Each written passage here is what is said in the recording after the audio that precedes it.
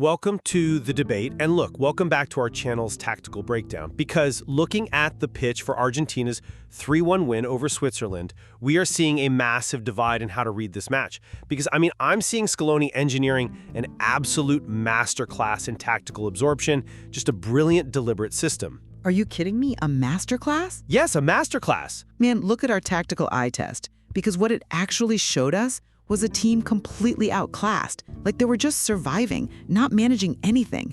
If Breel Embolo doesn't get that completely ridiculous red card in the 71st minute, Argentina is packing their bags today.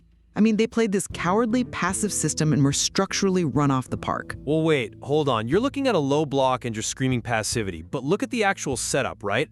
Like, Macallister scores in the 10th minute off that Messi corner. And from that exact second, Scaloni knows Switzerland's wingbacks, specifically Ricardo Rodriguez, are going to push way high to equalize. So conceding the ball was a deliberate structural choice to draw them out and exploit the space on the counter. Yeah, but they didn't exploit anything. Hold on. They had exactly 2 touches in the Swiss penalty box for the rest of the entire first half. 2.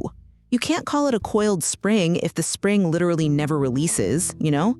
Like, you have Enzo Fernandez and Rodrigo de Paul in the midfield and you just let yourself get outpassed for 60 minutes? That is a total mental collapse, an over-reliance on a transitional game that just wasn't there. Look, you have to admit Xhaka set up his midfield to force that, though. Conceding possession in the middle was Scaloni mitigating risk because Granit Xhaka was playing an unbelievable match. No, Xhaka didn't just apply pressure. He completely broke Argentina's core engine. Xhaka and Ndoye physically bullied them in the center. And structurally, Xhaka deploys this 4-2-3-1 that shifts into a suffocating 5-4-1 defensively. And that matters because that extra midfielder dropping back completely choked off those half spaces Messi loves, right? It forced Messi 40 yards deep just to get a single touch. Switzerland dictated the entire spatial dynamic. That's an interesting framing, but no, Argentina let them throw bodies forward because it was a massive risk for the Swiss. And honestly, that risk blew up in their faces. Embolo diving for a foul in the 71st minute. That VAR check was a total mess, though. Yeah, with Pereira, sure, but it was still a self-inflicted wound. That red card forced Switzerland to abandon their shape and take bigger risks, so you can't say it was a flaw in Argentina's structural setup when the Swiss just imploded. I am not buying that. No way.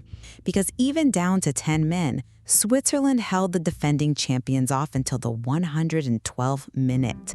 A 10-man squad snuffed out wave after wave and took them to the absolute brink. And my eyes tell me Argentina looked totally disjointed and exhausted. Those late goals? Total individual bailouts. Bailouts? They executed when it mattered. That's championship DNA. It's individual brilliance covering up a tactical disaster class. Julian Alvarez's rocket comes out of nowhere, just a lucky strike masking a dead squad, and then Lautaro Martinez gets a late goal that's purely stat padding after the Swiss gave up. That is a huge point. But wait, have you actually looked at the micro-tactics of Alvarez's goal? Because it wasn't luck.